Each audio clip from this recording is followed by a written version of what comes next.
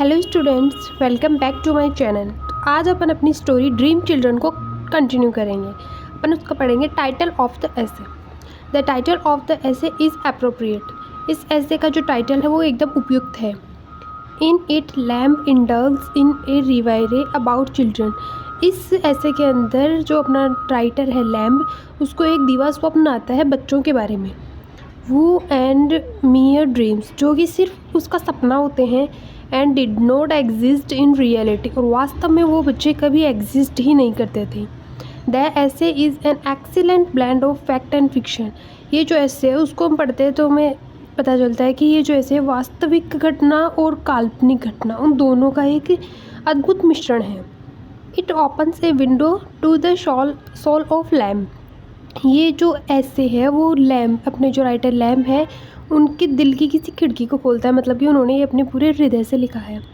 Lamb loved someone and wanted to marry her. Lamb किसी से प्रेम करते थे और उससे विवाह करना चाहते थे, बट कुड नॉट डू, मगर वो नहीं कर सके। The girl married to an another man, क्योंकि उस लड़की ने किसी और व्यक्ति से विवाह कर लिया। And lamb remained bachelor for the full life. और अपने जो राइटर लैम्ब है वो अपने पूरे आजीवन ब्रह्मचारी रहे, यानी फिर उन्होंने किसी से भी शादी नहीं की। He want his family with her. वो उस लड़की के साथ अपना परिवार चाहते थे। He want to play with his children. वो अपने बच्चों के साथ खेलना चाहते थे। Want to tell them stories of his own childhood, but he failed to do it. वो उन्हें अपने खुद के बचपन की स्टोरी सुनाना चाहते थे, मगर वो ऐसा कुछ भी कर पाने में असक्षम रहे। बिकॉज रियलिटी इज़ स्कैर्सी, क्योंकि जो सच था वो बहुत ही कड़वा और डरावना था। His brother died. उसके भाई यानी कि लैम्ब के भाई जॉन की मृत्यु हो गई। He was bachelor and remain alone in huge house. और लैम्ब स्वयं बैचलर था, यानी कि उसका विवाह नहीं हुआ था और वो एक बड़े से घर में जीवन भर के लिए अकेला रह गया। That time he could do was only to dream about a good life. उस समय एकमात्र कार्य जो वो कर सकता था वो यही था कि वो अपनी अच्छे जीवन के बारे में कल्पना कर सके, सपना देख सके। With his wife and his future children, अपनी पत्नी और अपने भविष्य के बच्चों के साथ। सो ही डिड इट, इसलिए उसने ऐसा सपना देखा। फॉर दिस ऐसे the essayist choose an appropriate title. इस ऐसे के लिए अपना जो एसेइस्ट है उसने एक उपयुक्त टाइटल चुना है। He was dreaming about his children. वो अपने बच्चों के बारे में स्वप्न देख रहा था। And right the things that happened in the dream. और उन्होंने उन्हीं चीज़ों के बारे में लिखा है जो उन्होंने उस सपने में देखी थी। अब अपन देखते हैं लैंग्वेज एंड स्टाइल। इस ऐसे की लैंग्वेज कैसी है और उसकी स्टाइल किस स्टाइल में उन्होंने लिखा है। द लैंग्वेज ऑफ द ऐसे इज़ सिंपल। इस ऐसे की जो लैंग्वेज है वो बहुत ज़्यादा सिंपल है। It is absolutely free from allusions. ये किसी भी प्रकार के भ्रम से पूर्णतः मुक्त है। And references which are the usual characteristic of Lamb's style. और इसमें बहुत सारे उन्होंने उदाहरण दिए हैं जो कि लैम्ब के लिखने की नॉर्मल स्टाइल है। Pathos in the dominant characteristics of the ऐसे।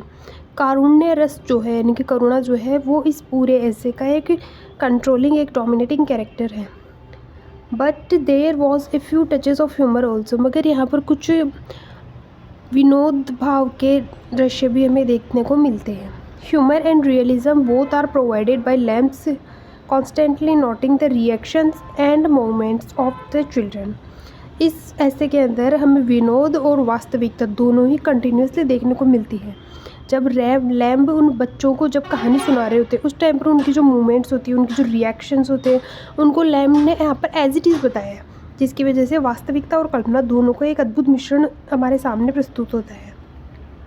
In the end humour mingles with pathos. अंत के अंदर हम देखते हैं कि जो विनोद भाव जो है वो कारुण्य के साथ घुल जाता है, क्योंकि जब उनका सपना टूटता है तब उन्हें पता चलता है कि ऐसे कोई बच्चे एग्जिस्ट ही नहीं करते, वो सिर्फ सपना देख रहे थे।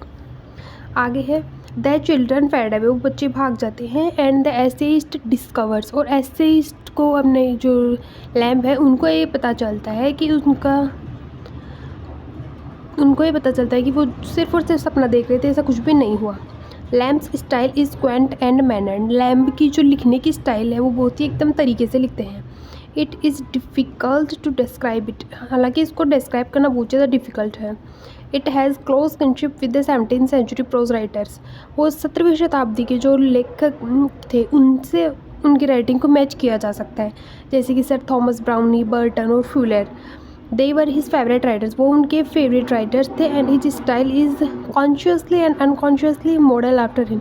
और यदि हम लैम्प के लिखने की स्टाइल को देखें तो कहीं ना कहीं उनकी स्टाइल ऊपर जो लेखक के बारे में बताया गया उनकी स्टाइल से मैच करती है। He was a learn writer, वो एक बहुत ही पढ़े लिखे लेखक थे। And he borrowed professionally from both English and Latin sources and he did it always with taste. और बहुत ज़्यादा पढ़े लिखे होने के कारण उन्होंने ना सिर्फ इंग्लिश बल्कि लैटिन सोर्सेज का भी यूज़ किया है अपनी राइटिंग्स में।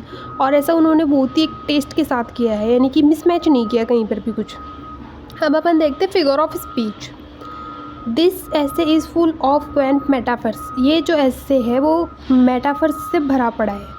And obscure words, phrases and metaphors, और ऐसे बहुत सारे वर्ड्स, फ्रेजेज और मेटाफर्स। क्वेंट मेटाफर्स मतलब ऐसा मेटाफर जो बहुत ही लंबे समय तक चले, यानी कि लगभग 5, 7, 10, 15, 20 लाइन तक जो मेटाफर चलता है। एक्सटेंडेड मेटाफर जो होता है उसको यहाँ पर क्वेंट मेटाफर बोला गया है। The use of whimsical metaphors is usually found in, और हम इनके इसी भी नहीं बल्कि अन्य एसेस के अंदर भी इस प्रकार के विम्सिकल मेटाफर्स को देख सकते हैं। Besides, they add to the element of the grotesque. It imparts to them antique flavor. इसके अलावा वो उनके अंदर कुछ अपनी